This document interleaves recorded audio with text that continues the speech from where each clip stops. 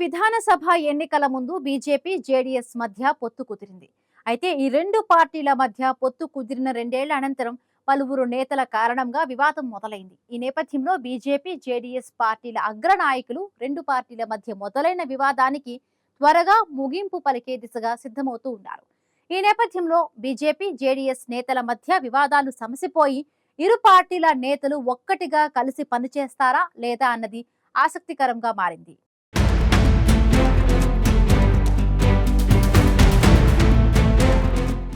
కర్ణాటక రాజకీయాల్లో పలు కీలక పరిణామాలు చోటు చేసుకుంటున్నాయి. ఓవైపు అధికార కాంగ్రెస్లో ఆధిపత్య పోరు కొనసాగుతుండగా, మరోవైపు బీజేపీ జేడీఎస్ పార్టీల మధ్య చిన్నగా మొదలైన వివాదం క్రమంగా ముదురుతోంది.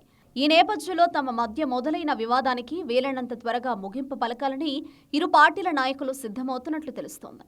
బెంగళూరు, జీబీఏ, ఇతర స్థానిక సంస్థల ఎన్నికల్లో సీట్ల సర్దుబాటుకు సంబంధించి విధాన పరిషత్లో విపక్ష నేత చలువాది నారాయణ చేసిన వ్యాఖ్యలపై కేంద్ర మంత్రి హెచ్డి కుమారస్వామి నిర్వేదాన్ని వ్యక్తం చేశారు.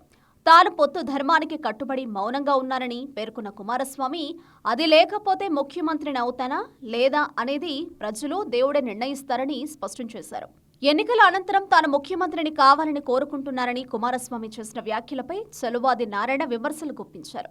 మరో 2 ఏళ్ల వ్యవధి ఉన్నప్పుడే కుమారస్వామి ఇలా మాట్లాడడం సరికాదని చలువాది అభ్యంతరం వ్యక్తం చేశారు.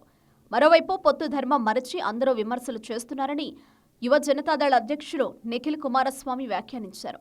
ఈ వివాదాన్ని పరిష్కరించేందుకు జేడీఎస్ పెద్దలు కుమారస్వామి, దేవగౌడ, రేవణ్ణలతో త్వరలో సమావేశమవుతామని విపక్ష నేత అశోక్, బీజేపీ అధ్యక్షుడు విజయేంద్ర వివరణ ఇచ్చారు. జేడీఎస్, బీజేపీ నేతల మధ్య వివాదాలను తమకు అనువుగా మార్చుకునేందుకు కాంగ్రెస్ ఇప్పటికే తన ప్రయత్నాలను ముమ్మరం చేస్తుంది.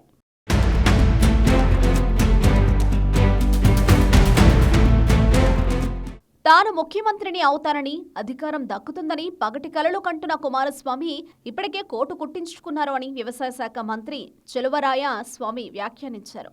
గ్యారంటీ పథకాలను అమలు చేస్తూ ప్రజాదరణ పొందుతున్న కాంగ్రెస్ ప్రభుత్వాన్ని విమర్శించడంతోనే కుమారస్వామి, బీజేపీ నేతలు కాలం వెళ్లబుచ్చుతున్నారని మంత్రి చెలువరాయస్వామి దుయ్యబట్టారు. కేంద్ర బడ్జెట్లో కర్ణాటకకు నిధులు కేటాయించకపోయినా కేంద్ర మంత్రులు, బీజేపీ, జేడీఎస్ ఎంపీలు నోరెత్తి ప్రశ్నించలేకపోయారని నిప్పులు చెరిగారు. మేకెదాటుకు సంబంధించి పంపించిన సమగ్ర ప్రాజెక్టు నివేదికకు కూడా కేంద్రం నుంచి సమాధానం రాలేదని మంత్రి చెలువరాయస్వామి గుర్తు చేశారు.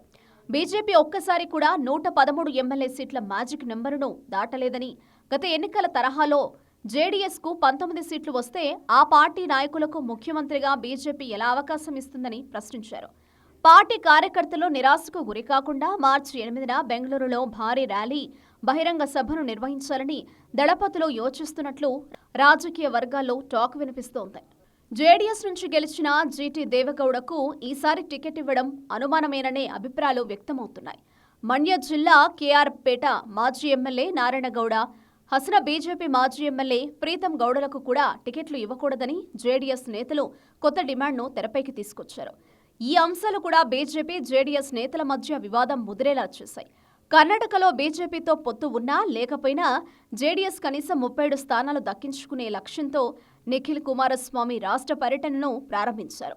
ఇప్పటికే 52 నియోజకవర్గాల్లో కార్యకర్తలు, నాయకులతో కలిసి నిఖిల్ కుమారస్వామి వరుస పర్యటనలు చేశారు. మరోవైపు బీజేపీ నుంచి సస్పెండ్ అయిన బసనగౌడ, పాటిల్ యత్నాల్, కుమారస్వామి ప్రత్యేకంగా 20 నిమిషాలు సమావేశం కావడం రాజకీయ వర్గాల్లో చర్చనీయాంశంగా మారింది.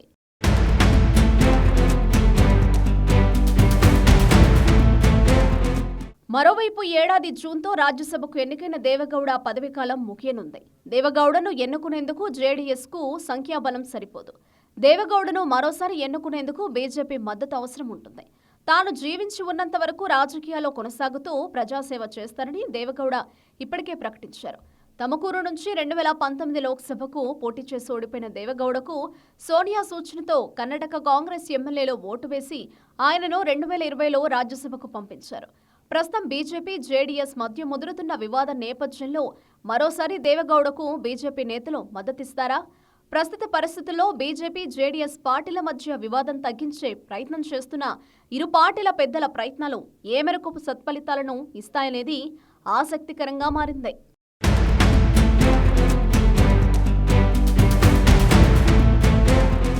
జేడీఎస్, బీజేపీ నేతల మధ్య వివాదం ముదురుతున్న నేపథ్యంలో ఇరు పార్టీలకు చెందిన అగ్రనేతలు రంగంలోకి దిగి ఈ సమస్యకు పరిష్కారం చూపే దిశగా ప్రయత్నాలు మొదలు పెట్టనున్నట్టుగా తెలుస్తుంది. వచ్చే ఎన్నికల నాటికి రెండు పార్టీల నేతలు మళ్ళీ కలిసి పనిచేసేలా వారిలో స్నేహ సంబంధాలను పెంపొందించుకునేందుకు బీజేపీ, జేడీఎస్ అగ్రనాయకత్వాలు పనిచేసే ప్రయత్నాలు ఏ మేరకు పనిచేస్తాయనేది చూడాలి.